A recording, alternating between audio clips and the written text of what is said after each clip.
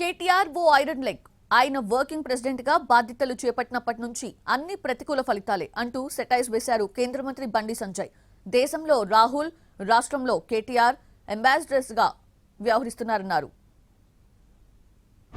ఇక KTR iron leg, దేశంలో iron leg ఎవరు? రాహుల్ గాంధీ.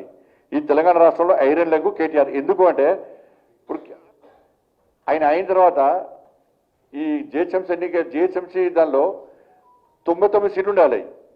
జిహెచ్ఎంసీలో వాళ్ళు ఎన్ని అయినాయి? 56కి వచ్చినాయి. 56కి వచ్చినాయి. హుజామాబాద్ ఓడిపోయారు. మునుగోడులో సరే ఏదో అట్లా అయిపోయింది. ఎమ్మెల్సీలు 2 ఓడిపోయారు.